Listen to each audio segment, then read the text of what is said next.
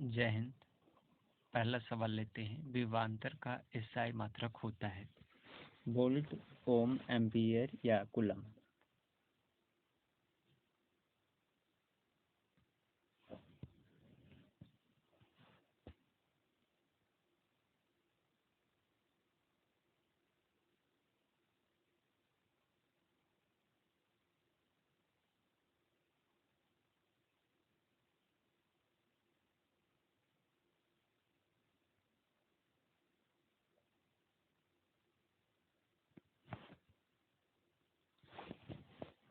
यहाँ कुछ भौतिक राशियों के और उसके एसआई मात्रक दिए गए हैं, जिसको आप लोगों को याद कर लेना है, इसे रट लेना है, जो कि एग्जाम में आ सकता है। जैसे कि लंबाई है, लंबाई का जैसे मीटर है, समय का सेकंड है, आयतन का घन मीटर है, दाब का पास्कल है, ऊर्जा का जूल है, शक्ति का वाट है, वाट को जूल पर सेकंड कहते हैं, चाल का मीटर पर सेकंड है, वेग का भी मीटर पर सेकंड होता है, ताप का केल्विन है, उष्मा का जूल है। ये लिस्ट है जिसमें कि बहुत सारी भौतिक राशियां और उसके एसआई मात्रक दिए गए हैं, जिन्हें याद करना है। यहाँ पर कुछ और मात्रक हैं, जैसे विद्युत धारिता का फैराड है, ज्योति फ्लक्स का ल्यूमेन है, आवृत्ति का हर्ज है, परमताप का केल्विन है, समुद्र की गहराई का फैदम है, ध्वनि तीव्रता का डेसिबल है, चुंबकीय क्षेत्र का गॉस है, संवेग या आवेग का न्यूटन सेकंड है। अब सवाल पर आते हैं। तो सवाल में पूछ रहा है कि विभवांतर का एसआई मात्रक क्या है।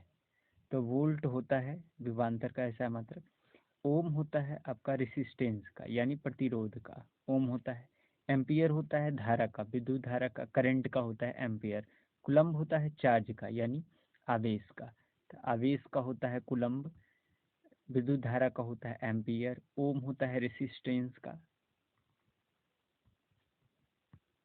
यानी हिंदी में कहें तो प्रतिरोध,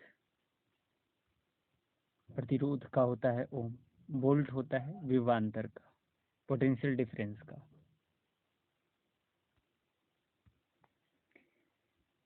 अगला सवाल है, चुंबकीय बल रेखा की प्रकृति कैसी होती है, काल्पनिक, वास्तविक, वास्तविक एवं काल्पनिक दोनों, या इनमें से कोई नहीं। सबसे पहले चुंबकीय बल रेखा के बारे में कुछ जान लेते हैं। यह एक चुंबक है, यानी यह एक मैग्नेट है। इससे जो चुंबकीय बल रेखाएं निकलती है उसके कुछ गुण के बारे में हम लोग जानेंगे। ये रेखाएं बंद वक्र रेखाएं होती है। यह क्लोज्ड वक्र सर्कुलर है, वक्र रेखाएं होती है जो उत्तरी ध्रुव से उत्पन्न होती है। उत्तरी ध्रुव यानी नॉर्थ से निकल रहा है, उत्तरी ध्रुव से उत्पन्न होती है और दक्षिणी ध्रुव तक जाती है, साउथ तक आ रहा है। इस तरह से एक गोल बनाते हुए दक्षिणी ध्रुव तक आ रहा है, जो चुंबक के भीतर से होती हुई फिर उत्तरी ध्रुव की ओर जाती है। इस तरह से होती हुई फिर साउथ से नॉर्थ जाएगी, उत्तरी ध्रुव तक, नॉर्थ तक। चुंबकीय रेखाएं कभी एक दूसरे को प्रतिच्छेद नहीं करती है, जैसा कि हम लोग देख रहे हैं, ये कभी प्रतिच्छेद नहीं करती है एक दूसरे को। चुंबकीय रेखाएं चुंबकीय क्षेत्र की मजबूती को दर्शाती है। जहाँ चुंबकीय क्षेत्र की रेखाएं अपेक्षाकृत अधिक निकट होती है, वहाँ चुंबकीय बल अधिक होता है। जैसे कि इस एरिया में देखते हैं, ज़्यादा रेखाएं हैं। अगर हम चुंबक से दूर जाएंगे तो जितना दूर जाएंगे उतना ही कम हमको मिलेगा चुंबकीय बल रेखाएं। तो चुंबक के नज़दीक ज़्यादा रेखाएं मिलेगी, यानी चुंबक के नज़दीक चुंबकीय बल क्षेत्र जो है ज़्यादा मजबूत होगा।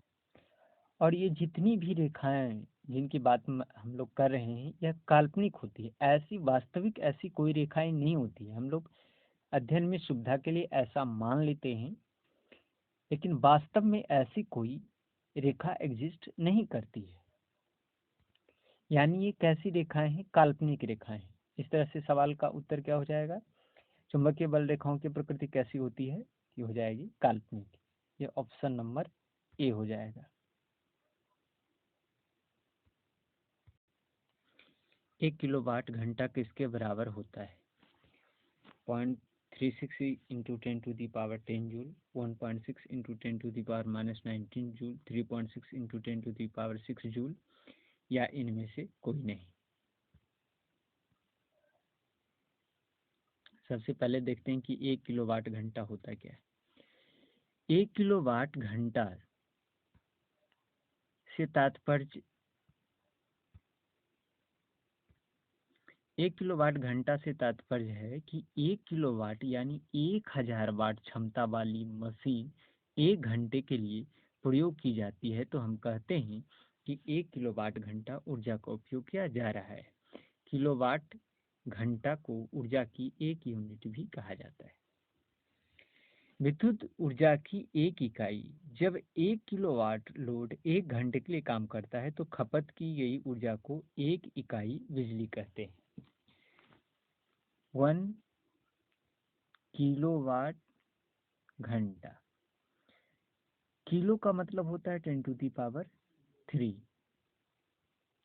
1 का मतलब 1 और वाट का मतलब वाट, और एच हो गया आवर यानी घंटा। 1 किलोवाट यानी 1000 वाट का अगर कोई बल्ब हो, कोई भी मशीन हो इलेक्ट्रिकल, जैसे आयरन हो या हीटर हो, अगर उसको 1 घंटे तक उसको चलाते हैं, अगर वह 1 घंटे तक,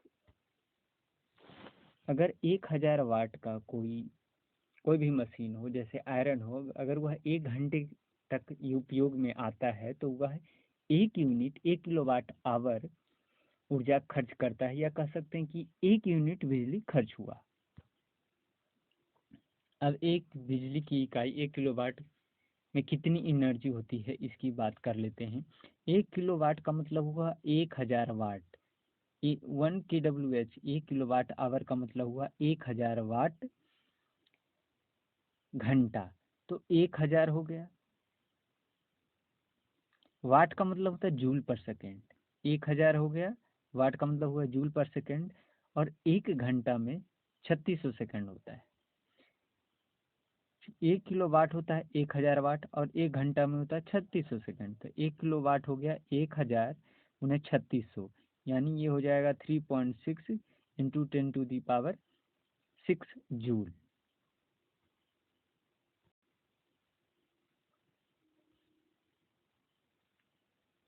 तो ऑप्शन नंबर कौन सा हो जाएगा? ऑप्शन नंबर हो जाएगा सी। ऑप्शन नंबर सी सही होगा। ऑप्शन नंबर सी।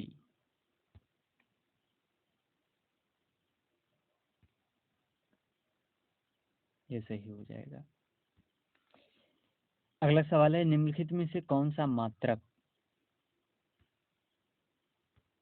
वाट के बराबर है?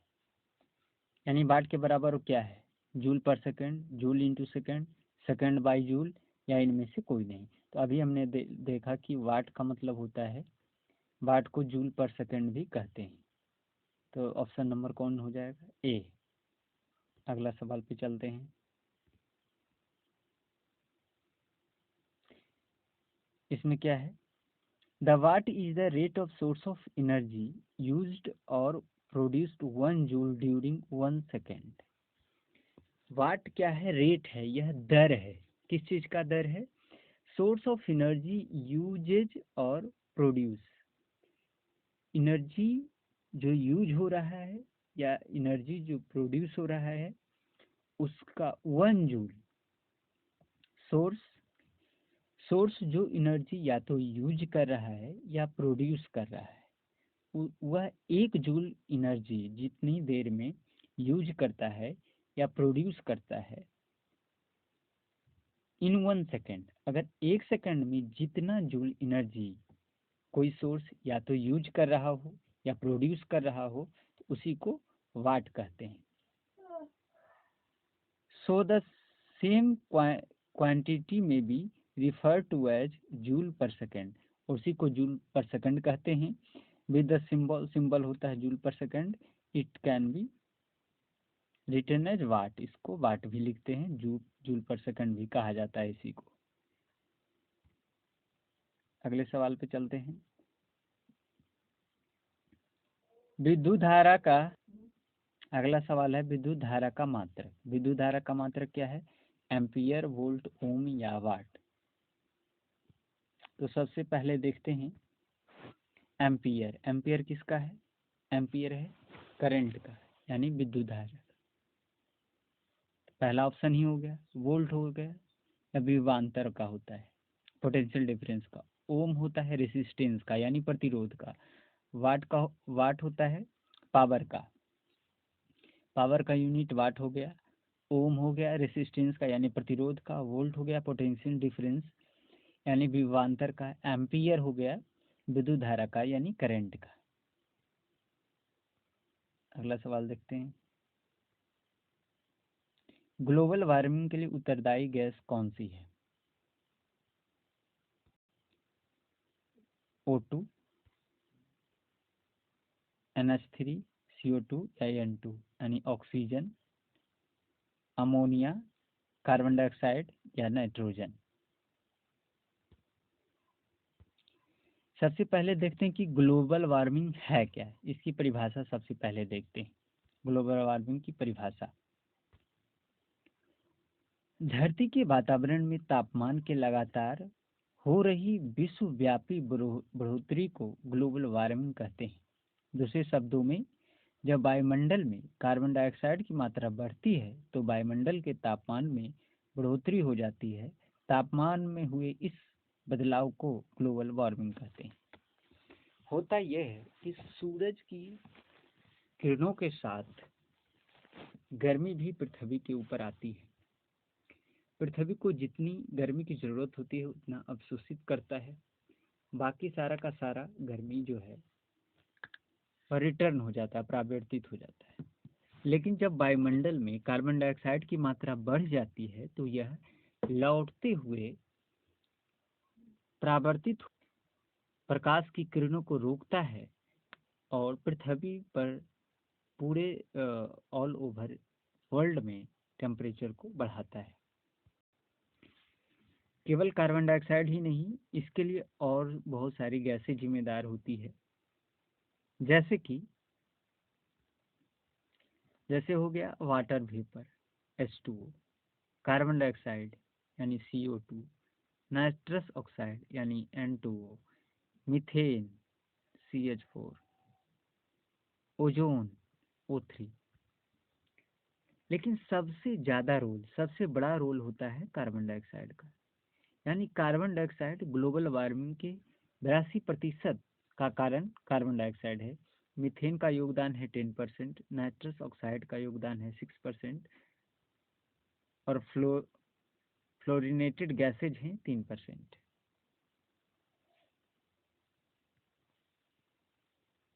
अगला सवाल देखते हैं। नवीकरणीय ऊर्जा का स्रोत क्या है?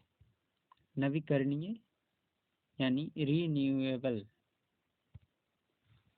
नवीकरणीय ऊर्जा यानी रीन्यूएबल एनर्जी की बात कर रहा है। तो नवीकरणीय ऊर्जा का स्रोत क्या है? नाभिकीय ऊर्जा, न्यूक्लियर एनर्जी, सौर ऊर्जा, सोलर एनर्जी, कोयला से प्राप्त ऊर्जा, कोल एनर्जी, प्राकृतिक गैस से प्राप्त ऊर्जा, नेचुरल गैस एनर्जी। सबसे पहले परिभाषा देखते हैं। नवीकरणीय ऊर्जा या अक्षय ऊर्जा, अंग्रेजी में इसी को कहा जाता है रीन्यूएबल एनर्जी, में वे सारी ऊर्जा शामिल है जो प्रदूषण कारक नहीं है तथा जिसके स्रोत का क्षय नहीं होता है या जिनके स्रोत का पुनः भरण होता रहता है। ऐसे ऊर्जा के स्रोत को नवीकरणीय ऊर्जा या अक्षय ऊर्जा स्रोत कहते हैं। जैसे कि सौर ऊर्जा, जैसे कि पवन ऊर्जा, जल विद्युत ऊर्जा, ज्वारीय ऊर्जा, बायोमास, जैव ईंधन ऊर्जा आदि कुछ नवीकरणीय ऊर्जा के उदाहरण हैं। यानी नवीकरणीय ऊर्जा ऐसी ऊर्जा स्रोत है। नवीकरणीय ऊर्जा स्रोत या अक्षय ऊर्जा स्रोत ऐसे ऊर्जा स्रोत हैं जो कि प्रदूषण कारक नहीं है, यानी जिससे प्रदूषण नहीं फैलता है, जिनका स्रोत का क्षय नहीं होता है, यानी जिनका स्रोत समाप्त नहीं हो सकता है, या जिनके स्रोत का पुनः भरण होता रहता है। यानी अगर घट भी गया तो फिर उसकी क्षति, अगर क्षति हो रही है तो उसकी क्षतिपूर्ति आसानी से संभव है। तो ऐसे ऊर्जा के स्रोत को कहा जाता है नवीकरणीय या रिन्यूएबल एनर्जी स्रोत कहा जाता है। जैसे कि सौर ऊर्जा, तो सौर ऊर्जा से कोई प्रदूषण नहीं होता है, उसके बाद सौर ऊर्जा समाप्त नहीं हो सकता है, लंबे समय तक चलने वाला है। पवन ऊर्जा, पवन ऊर्जा से भी कोई हानिकारक चीज उत्पन्न नहीं होता है। दूसरी बात है कि पवन ऊर्जा भी समाप्त होने वाला नहीं। जल विद्युत ऊर्जा यानी हाइड्रो इलेक्ट्रिक जो प्रोजेक्ट होता है उससे, यानी पानी से जब बिजली तैयार किया जाता है तो उससे भी कोई प्रदूषण कारक चीज उत्पन्न नहीं होता है और यह भी समाप्त होने वाला स्रोत नहीं है। इसी तरह से ज्वारीय ऊर्जा है, बायोमास ऊर्जा है, जैव ईंधन है, ये सारे नवीकरणीय ऊर्जा स्रोत के उदाहरण हैं। एक दूसरा होता है परंपरागत ऊर्जा के स्रोत, जिसका कि हम लोग अभी तक उपयोग करते आ रहे हैं, जैसे कि हो गया जलावन, उपला, कोयला, पेट्रोलियम, प्राकृतिक गैस, बिजली आदि। ये सब परंपरागत ऊर्जा स्रोत के उदाहरण है। सॉरी, ये सब परंपरागत ऊर्जा स्रोत के उदाहरण है। गैर परंपरागत में वही हो गया नवीकरणीय ऊर्जा, जैसे सौर ऊर्जा, पवन ऊर्जा, ज्वारीय ऊर्जा, बायोमास, परमाणु ऊर्जा, ये सारे हैं गैर परंपरागत या नवीकरणीय ऊर्जा स्रोत है। अगला सवाल है, कौन सा लेंस अपसारी लेंस भी कहा जाता है, यानी कौन सा लेंस है जिसका दूसरा नाम अपसारी लेंस भी है। ऑप्शन है अवतल लेंस, उत्तल लेंस, अवतल एवं उत्तल लेंस दोनों, या इनमें से कोई नहीं।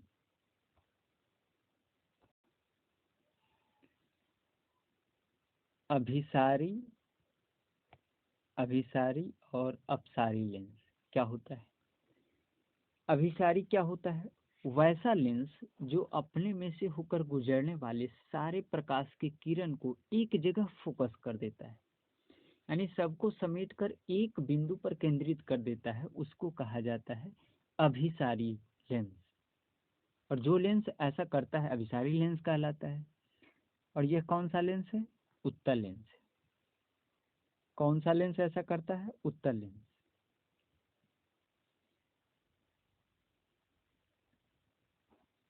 उत्तल लेंस अंग्रेजी में हो गया कन्वेक्स लेंस। तो उत्तल लेंस या कन्वेक्स लेंस जो है वह अभिसारी होता है। अभिसारी का मतलब, अभिसारी को इंग्लिश में कहते हैं कन्वर्जिंग, कन्वर्जिंग लेंस, जो क्या कर दे, सभी प्रकाश की किरण को एक जगह केंद्रित कर दे, उसको अभिसारी या कन्वर्जिंग लेंस कहते हैं।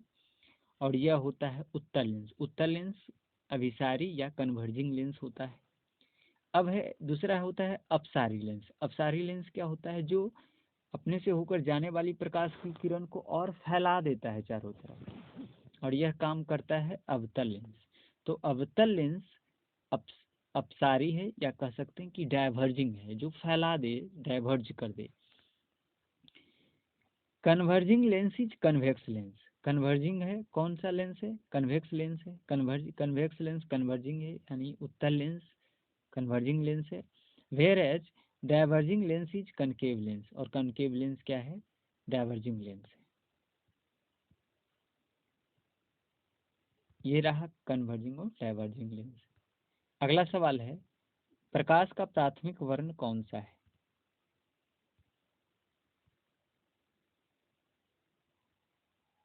प्राथमिक वर्ण यानी प्राइमरी कलर्स। प्राथमिक वर्ण यानी इसी को कहते हैं प्राइमरी कलर्स, अंग्रेजी में कहते हैं primary colours, primary colours, primary colours. तो कौन सा है प्राथमिक वर्ण, लाल, नीला, हरा या उपरोक्त सभी।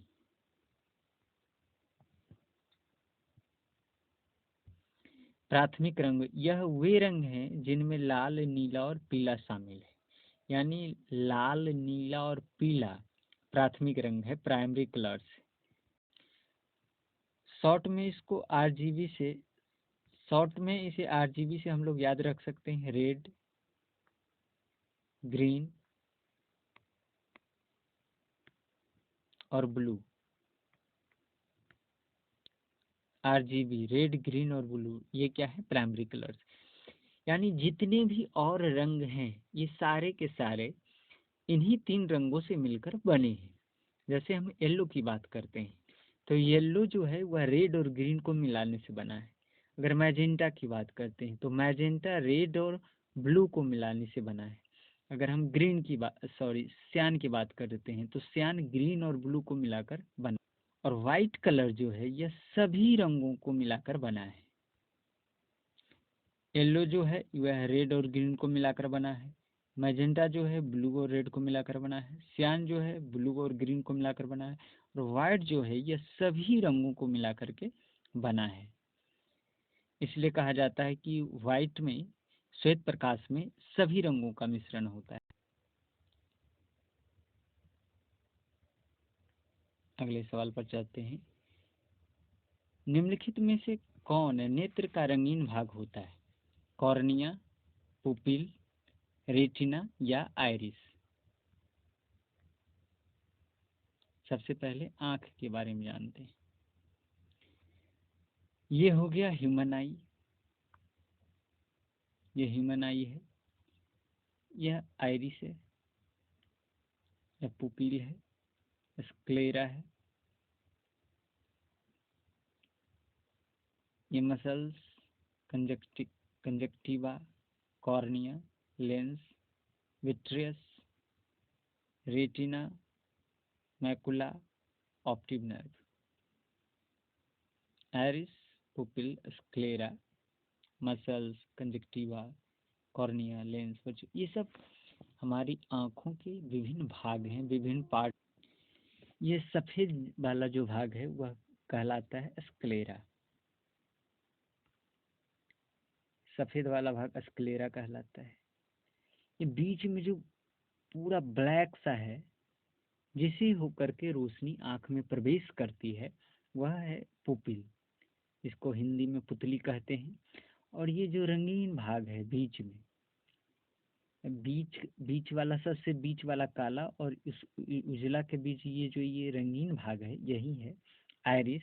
और यही अलग अलग व्यक्तियों में कभी कभी अलग अलग कलर का होता है। तो इस तरह से कह सकते हैं कि रंगीन भाग कौन सा हो गया?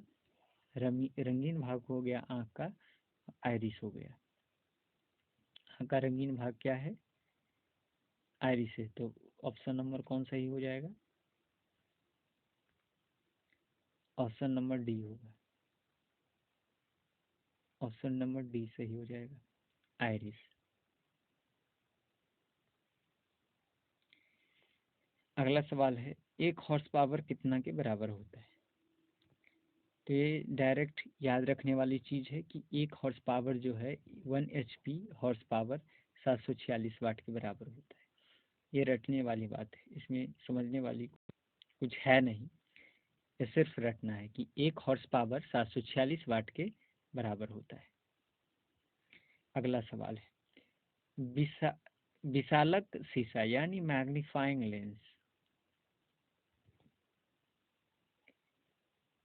मैग्नीफाइंग लेंस क्या होता है?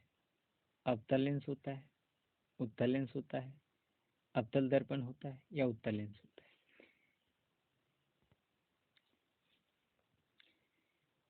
यह है आवर्धक लेंस। जिसको किताब के ऊपर ऐसे रखते हैं तो अक्षर बड़ा बड़ा दिखता है। अक्षर हो या पिक्चर हो, क्या होता है? बड़ा बड़ा दिखने लगता है। तो वही होता है आवर्धक लेंस, जो कि इंस्ट्रूमेंट बॉक्स में पहले रहता था, शायद आज भी रहता है। तो आवर्धक लेंस क्या है? एक उत्तल लेंस होता है। आवर्धक लेंस क्या है? उत्तल लेंस है, जिसका उपयोग पास की वस्तुओं का आवर्धित प्रतिबिंब प्राप्त करने के लिए किया जाता है। तो उत्तल लेंस क्या हो गया? आवर्धक। तो सही उत्तर क्या हो जाएगा? उत्तल लेंस हो जाएगा, यानी बी हो जाएगा सही उत्तर।